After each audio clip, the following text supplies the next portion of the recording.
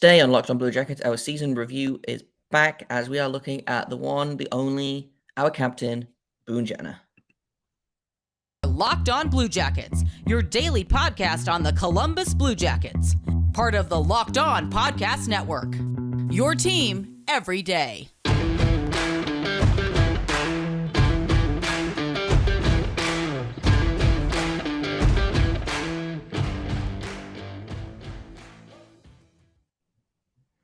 Hello and welcome to Locked on Blue Jackets. We're part of the Locked on Podcast Network, your team every day. I am, as always, your host, Jay Foster, coming to you from a very shiny new laptop with a camera that doesn't look like it's made out of potatoes. Thank you for making this your first listen of the day or your first watch of the day. If you're not over on YouTube, then I highly recommend you do so you can go see the crisp quality of my webcam now.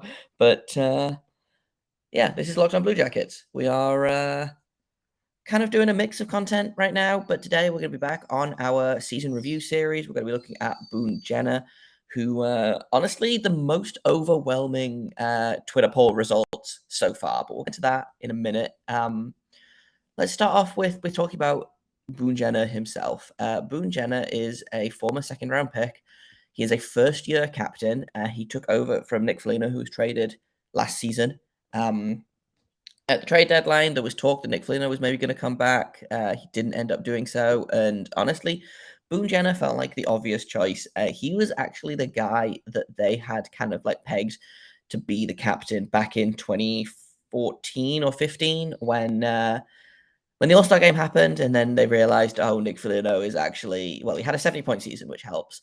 Got named one of the All-Star captains when the All-Star game was in Columbus. And I think the team and the organization and the city kind of realized, oh wow, this guy's a really great leader.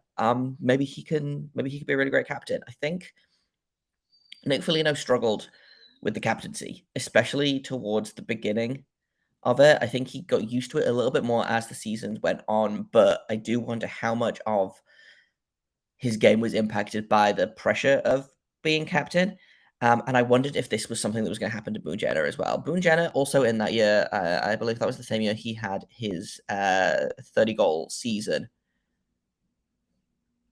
No, it was the year just after, I think. He had 30 goals in the 2015-2016 season. And since then, has not really kind of put together the kind of points that you would want from a guy that has a 30-goal season under his belt. And so, I think some people approach being captains different ways. And this is something that we've talked about on the podcast before in terms of like who makes a good captain? How do you define a good captain? Are some people better prepared to be captains or not? And I think that's something is important to look at, especially I think in terms of Boone Jenner, because this season Boone Jenner I thought was really, really great. He had 23 goals, 21 assists, 44 points in 23. That's all a lie. He had 23 goals, 21 assists, 44 points in 59 games this season before he was forced on IR with a back injury. This is, I believe, something that is just a part of his life now, which does kind of suck a little bit, but he has missed time before due to back injuries. He had a stress fracture in his back a couple of seasons ago, where he only played 31 games back in 2014-15.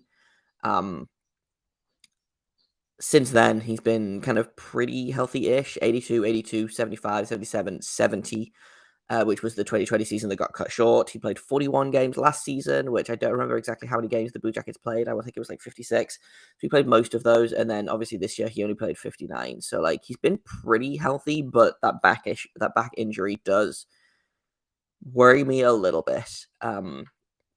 So we will we'll have to kind of monitor that, because I think one of the things about Boone Jenner that makes him so hard to play against is the style of play.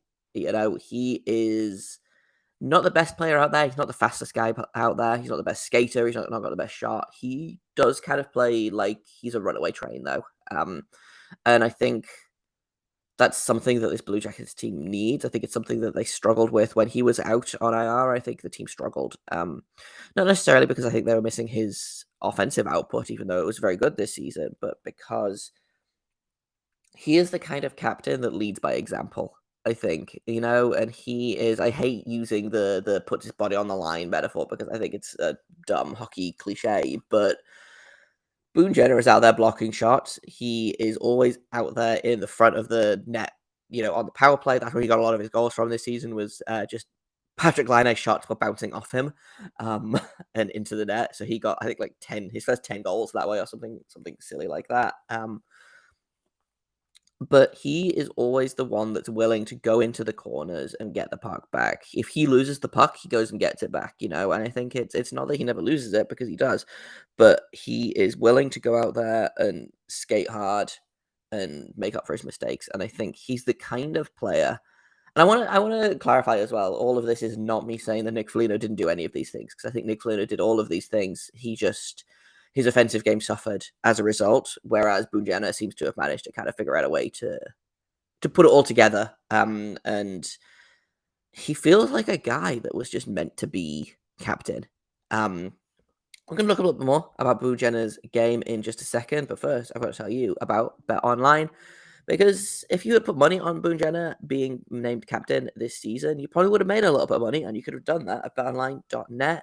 It is your number one source for all your betting stats and sports information. You can find all the latest sports developments, news, including this year's basketball championship matchup, the NHL hockey conference finals, Major League Baseball, all of the fighting news from MMA and UFC to boxing, to things like who is the next head coach in Philadelphia going to be, because apparently the odds-on favorite is John Tortorella, and that's very funny.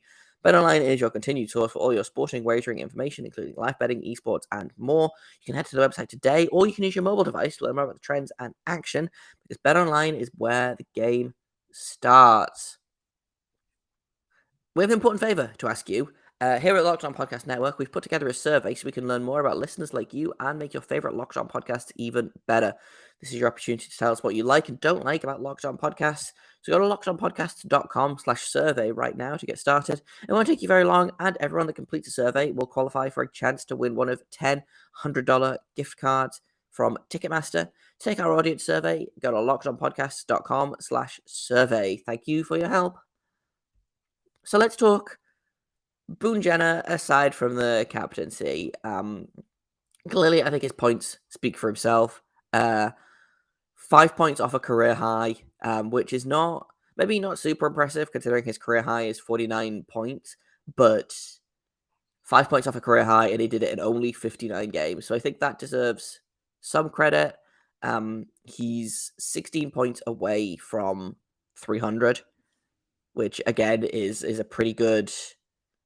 Like, I don't know how many players hit the 300, the 500 mark in the NHL, but I would bet it's less than people think.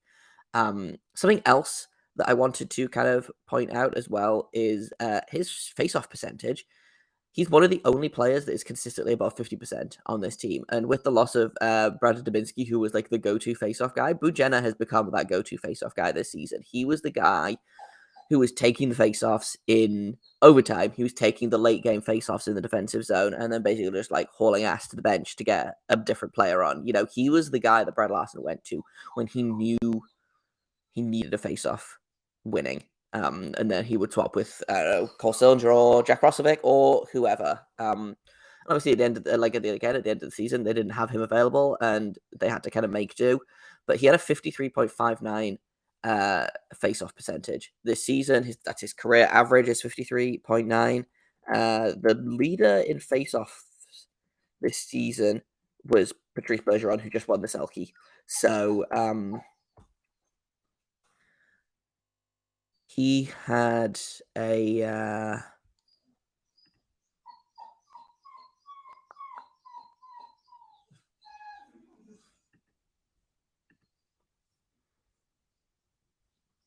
So Patrice Bergeron won the Selke, well deserved, with a 61.9 percentage. And then the only player on this list ahead of him is Ryan O'Reilly with 56.8. And then you get to Leon Draisaitl with 53.4. I think this is maximum games to be played because he is not on this list. But still, to have on a team that was pretty bad at face-offs, I think it's and it speaks for itself that he's one of the only players above 50%, especially considering the Columbus Blue Jackets had a 48.5 face-off win percentage overall, which is good for about 20th in the league, which is not the worst, but is still not great. So the fact that he was probably bringing that average up a significant amount, I think, is super impressive all on its own. In a minute, we're going to talk about his Twitter poll number, what grade people gave him, and we're also going to talk about what he needs to do next season to either continue the play that he's doing or even maybe kick it up a notch. So that's coming up next on Locked On Blue Jackets. So yeah, like I said at the kind of top of the episode, this was the most one-sided Twitter poll that I've run so far, which is very funny. 79% of people gave him an A for the season. 16% of people gave him a B.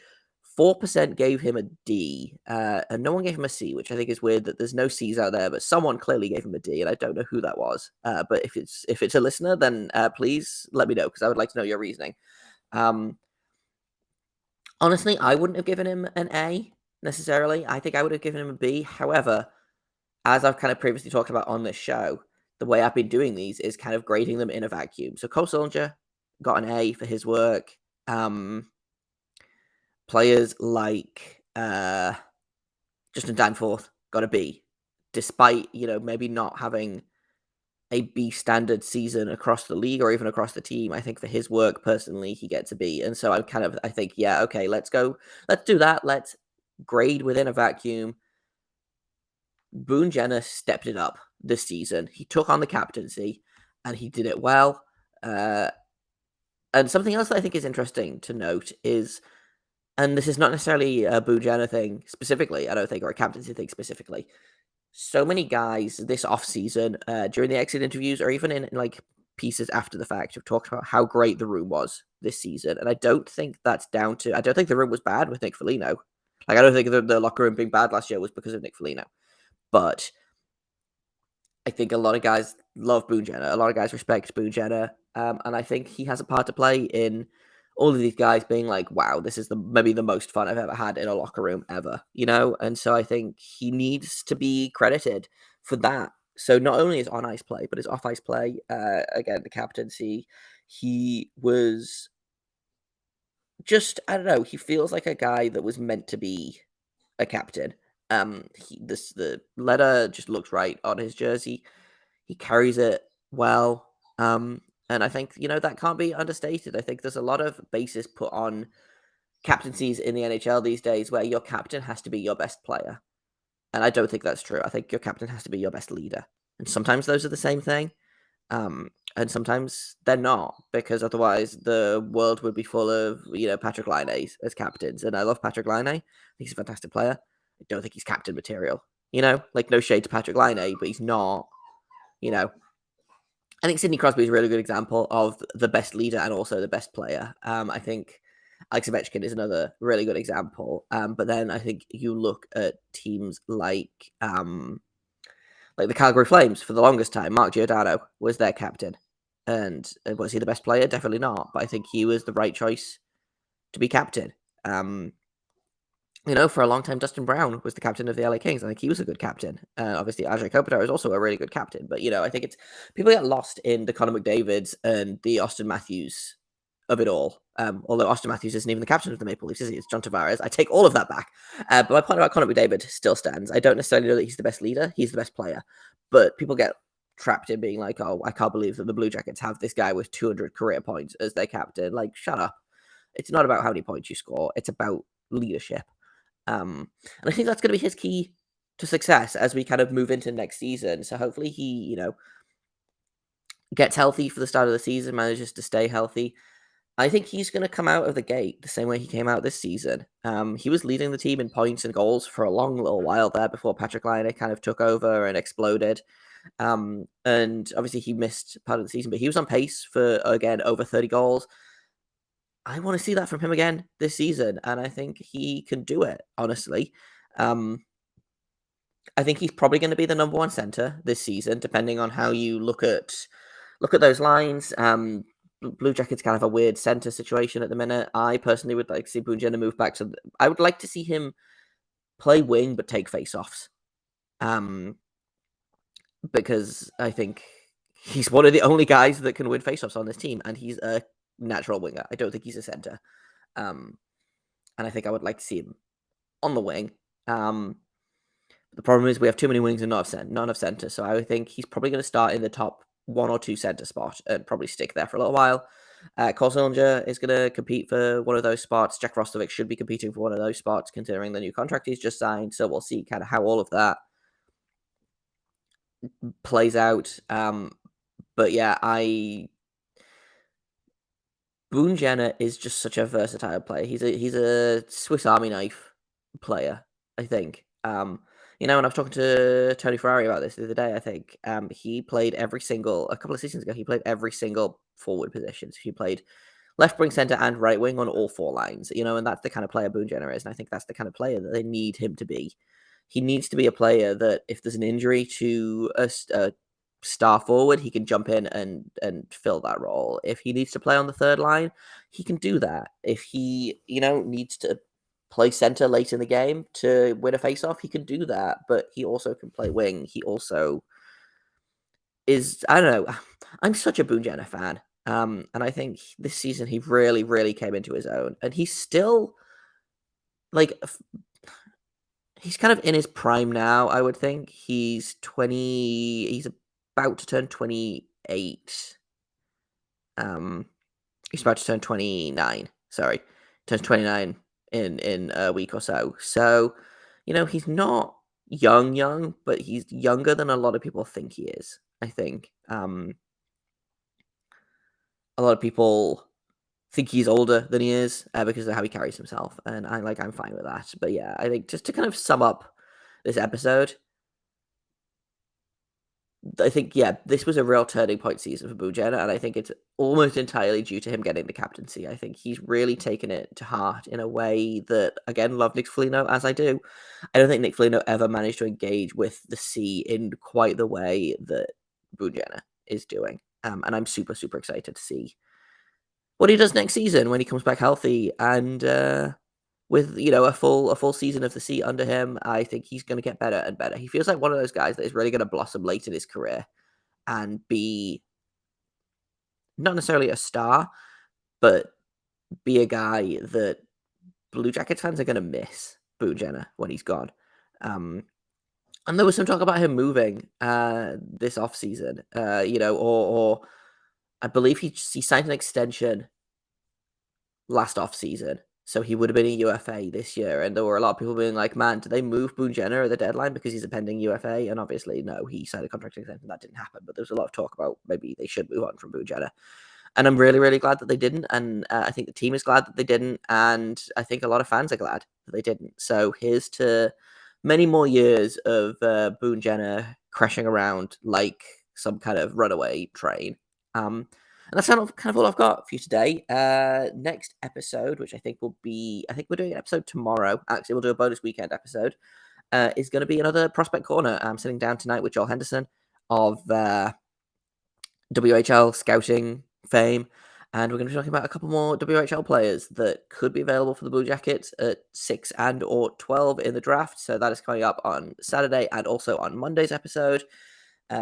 Please like and subscribe on YouTube if you haven't. Hit subscribe on your favorite podcast app of choice. Locked On Blue Jackets is free and available on all podcast platforms and YouTube. We're never going to make you pay to get a Locked On product. There's never going to be a paywall. So get in on the ground floor. Why not? Thank you for making me your first listen or your second listen or your third listen. Thank you for spending a little bit of your day listening to me talk about Boone Jenner. I super appreciate it. I've been Jay Foster. You can find me on Twitter at _Jacob Foster, JAKOBFORSTER. You can find the podcast on Twitter at LO_Blue Jackets. We're going to be doing some more season review polls. Next up on my list is, I think it's Alexander Texier, actually, which should be, it is Alexander Texier, who is another guy that had his season cut short, but I think is still going to be really interesting to kind of look at, again, his step forward that he took. So that's going to be the next episode after the prospect stuff is done. So I'll put a poll out for that. Go vote. See how you think Alexander Texier did this season. And until tomorrow, make sure you stay locked on.